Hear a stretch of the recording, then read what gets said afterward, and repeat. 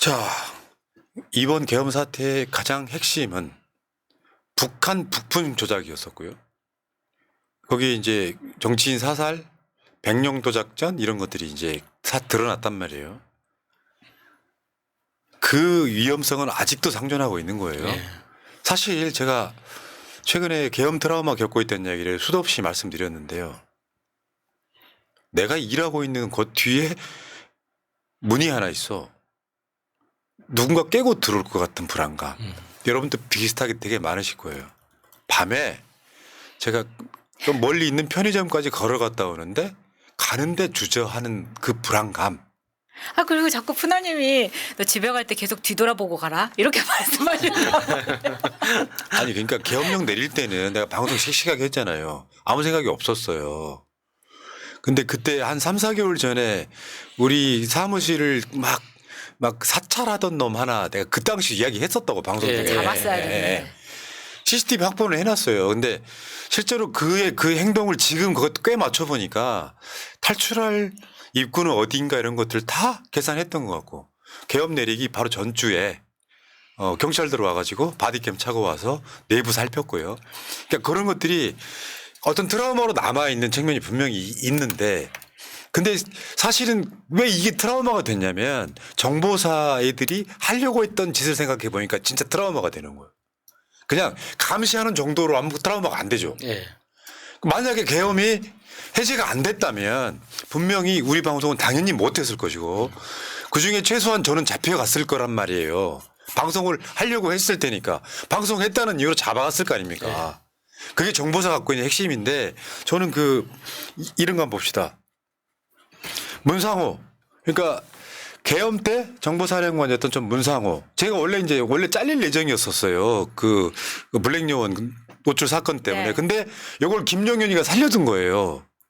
계엄 요원 38명 명단 일방 통보 받아서 황당했다. 나는 선발에 관여하지 않았다. 이렇게 이야기를 하는 거거든요. 선발에만 관여하지 않았다. 그러니까 지금 당장은 저 문상호 제가 그러니까 사형을 면하기 위해서 발버둥 치는 겁니다.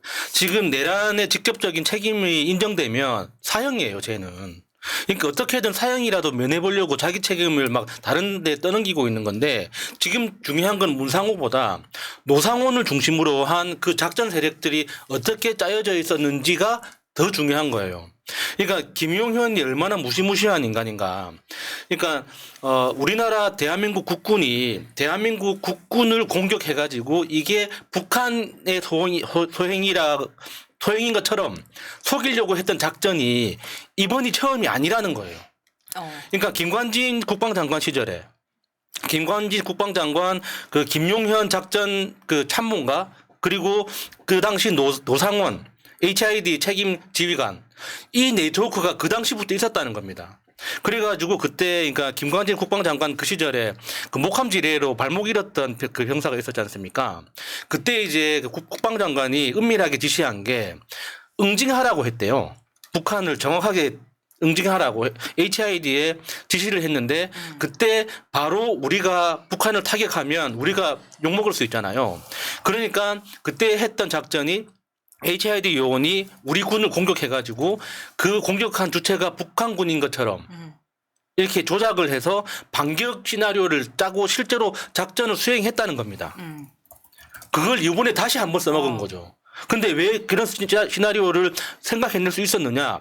그 당시 작전을 기획한 사람이 노상원이고 김관진 국방장관 그 시절에 작전을 기획한 사람이 노상원이고 이번에 노상원이 자기 경험을 더 살린 거예요. 그때 못 이뤘던 거예요. 그렇죠. 꼭. 근데 그 당시 작전이 성공했는지 아닌지는 아직 확인이 안 되고 있습니다. 근데 그런 작전을 계획하고 실행한 것까지는 지금 그 제보가 있거든요. 근데 그 작전이 성공했는지 아닌지는 아직 확인이 안 되고 있는데 확실한 건 그 당시에도 노상원하고 김용현이 주축이었고 지금 이번에도 똑같은 두 사람이 등장한다는 거예요. 그러니까 이게 이렇게 보여. 그 문상호가 한 말이잖아요. 김용현으로부터 노상원의 지시가 내 지시라는 명령을 받았다. 저거는 그냥 문상호가 자기 밑에 애들한테 시키면 안 들을 거 아니에요. 너무 황당하니까. 아니 지금 정보사에 있는 애들이 사람 죽여본 애들이 있어요? 훈련을 받았지만 그러니까 내가 지시한 게 아니라 대통령의 최측근인 국방부 장관이 시킨 거야. 이 이야기의 논리를 만들고 싶어 했던 거예요. 그러니까 지금 드러나는 것들 보죠. 지금 당장 속보 올라오는 거. 윤석열 지시 체포조 대화방. 그 대화방에 총을 쏴서라도 다 체포해. 이렇게 이야기했다는 거잖아요. 와. 지금 그 단톡방이 까이기 시작한 거거든요. 그러니까 뭐 예를 이따가 지금 준비가 되면 화면을 보여드릴 텐데 단톡방에 지금 새날 정보방에 지금 하나 올려놨거든요. 기존 부여된 구금 인원 전면 취소. 모든 팀은 우원식, 이재명, 한동훈 중 보시는 팀 먼저 체포해서 구금 시설로 이동하시면 됩니다. 이렇게 나눈 이제 단톡방이 지금 공개가 됐습니다. 그러면 노상원 수첩에 있던 그 수거라는 게 무슨 뜻인지 확실히 이해가 되잖아요. 그렇죠. 그러니까 수거가 뭡니까? 시신을 수거하라는 거예요. 살아있는 사람이 아니라는 거죠. 그렇죠. 그래서 그 사람이 살거나 죽거나 상관없이 무조건 목표한 장소로 이동시켜라. 그 과정에서 죽거나 살거나 상관하지 않는다. 그런 거 아닙니까? 미친 거예요, 이거는 진짜. 아니, 미쳤다는 건 지금 표현이 너무 부족해. 그래, 미쳤다는 말로는 부족한 거야, 지금. 자, 그런데도 불구하고 국민의힘이 한덕수 탄핵을 반대해요? 이놈들 미친놈들이에요. 내가 계속 말씀드려오지만 언론이나 수사기관도요. 한번 방향성 잡으면 들기 힘들어요. 윤석열이가 탄핵 안 당했다면 검찰도 윤석열이 저항하기 힘들어요. 다시 말씀드리지만 윤석열이나 그 찌끄러기들 대부분은 있잖아요. 기회주의자예요. 내 이득이 안 오면 안 한다고. 정경식이 지금 가장 재빠르게 윤석열 탄핵하고 있잖아요. 그거 똑같다 이렇게 보시면 될 것 같고. 자, 어쨌건 뭐 대화방위는 우리가 보나 마나 그러니까 그런 어떤 수첩에 들어있는 이야기들이 실증적으로 보여지는 것들이잖아요. 네, 근데 이제 대화방이 실제로 까였다는 게 주는 그 충격이 지금 있는 거잖아요. 주고받은 단톡방 내용을 지금 보여드리고 있습니다. 이제 이게 까였다는 거는 확실한 증거라고 보면 될 것 같아요. 확실하게 우원식, 이재명, 한동훈은 정말 구금시설로 이동을 해라. 체포를 한 다음에 포승줄과 수갑을 이용해라. 그때 보셨던 그런 케이블 수갑 보셨었잖아요. 케이블 타이 수갑. 네, 케이블 타이 수갑. 그리고 몇 조 출발한다. 몇 접 출발한다. 집결지는 통일해서 국회 수소 충전소로 통일해서 집결지를 이동할 것.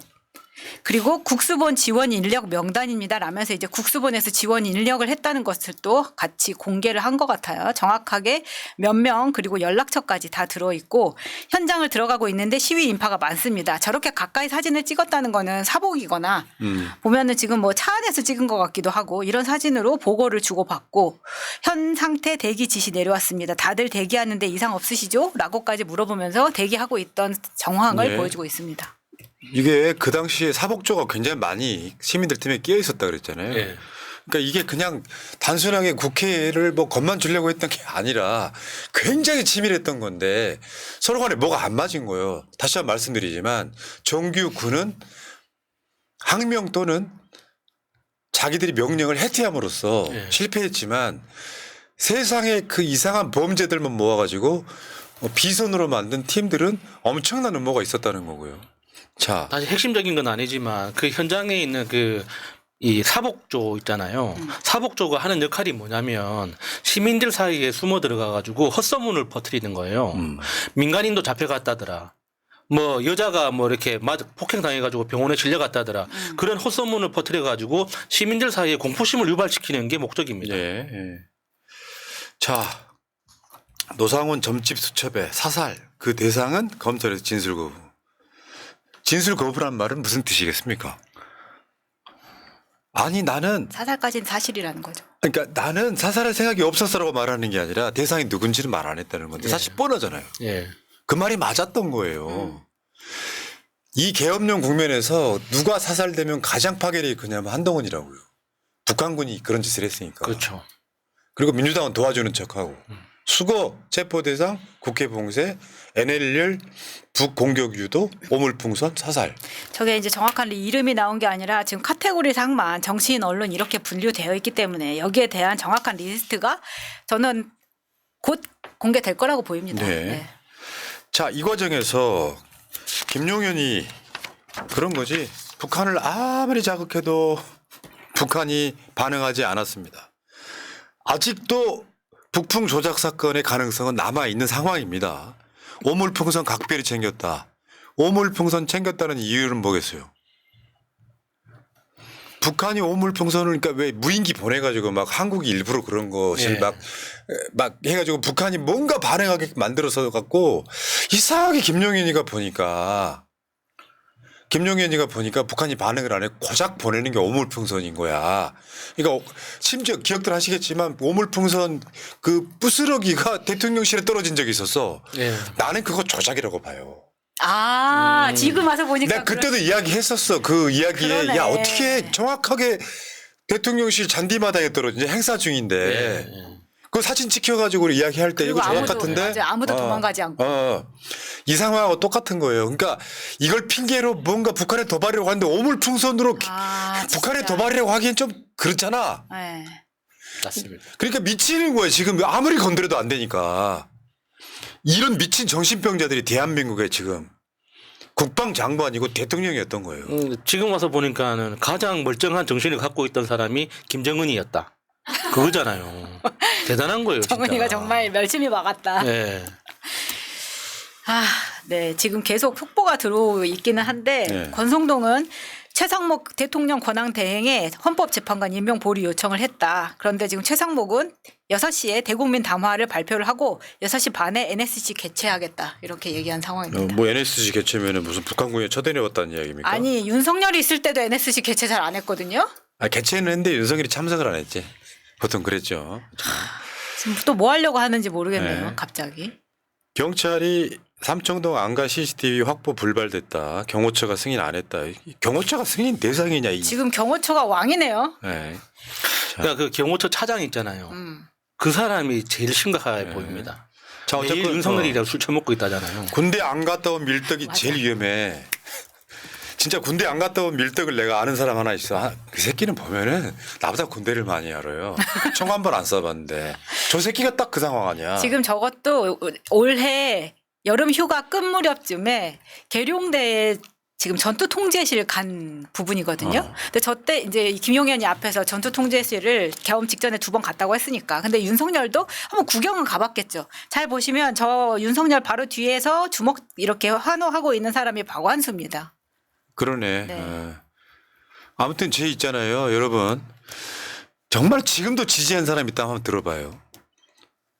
사법시험 준비를 위해서 군대를 안 가려고 시력을 조작한 새끼야. 근데 이 사건의 모든 시작점에 뭐가 있냐면 야 자기 마누라 주권적 사건도 검찰력으로 덮어버렸잖아요. 근데 그 검찰력의 한계가 너무 명확했던 거예요. 군대를 장악해서 계엄령을 통해 가지고 정권 바뀌면 다 뒤진다. 나든 내 마누라든 영구집권하면 나는 처벌받지 않고 죽을 수 있다. 이게 내일 안에 직접적인 동기란 말이에요. 이건 정신병자를 넘어가지고 그런 애가 군대를 다 망쳐버린 거잖아요 지금. 아니 내가 사법시험 보려고 군대 안 간 유명한 2명 있어. 하나는 두드러기로 군대 안 간 새끼 황교안. 시력이 양쪽 눈이 너무 차이가 나고 군대 안 간 새끼 윤석열 아닙니까? 그러니까 군대를 다 망쳐버렸다고. 실제로 우리 같이 군대 가서 정말 뺑치고 온 사람들 입장에서 네. 분통 터질 일이 아니야. 그중에 지금 군대에서 뭐 사령관하고 이런 애들 싹 다 구속돼 있잖아요. 근데 이놈들이 더 열받는 게 이런 거야. 윤석열이 친이대로 영연파라는 게 등장을 하잖아요. 이번에 그 강호필 지작사령관 옛날에 1군과 3군 합친 거야. 별 4개라고요. 대한민국에 별 4개가 8명밖에 없는데. 예, 지금 당시에 계엄령 바로 직전에 뭐 김용현하고 만났다는 게 지금 저 강호필이거든요. 막 고속 승진하고 이게 지금 영연파예요. 북풍 작전 준비 라인 배치된 영연파. 강호필, 이승호 합참 작전본부장, 안찬영 합참 작전부장, 정상진 합동 작전과장 영연파예요. 얘네들은 아니 지금까지 군대에 열심히 국방의 의무에 충실했던 군인들이 다 한꺼번에 다 범죄자가 되는 순간이에요. 이게 군대의 사유화라고 하는 거거든요. 김용현이가 정신병자인데 저런 애들이 다 인생 다 망쳐버린 거지. 근데 이제 김용현의 용현파가 있으면 저기와 대적되는 신원식의 국방파가 있었기 때문에 이번에 국방파에서 의외로 신원식이 봤을 때 이거 미친놈들 아니야라고 생각했던 것 같아요. 그래서 그걸 막으려고 했다가 지금 그 신원식이 국방부 장관에서 날아가게 되는 거죠. 예. 정신병자들의 나라였던 겁니다. 지금이라도 발각돼서 다행이고 빨리 수습해야 돼요. 자, 여기까지 하겠습니다. 1부 마칠게요.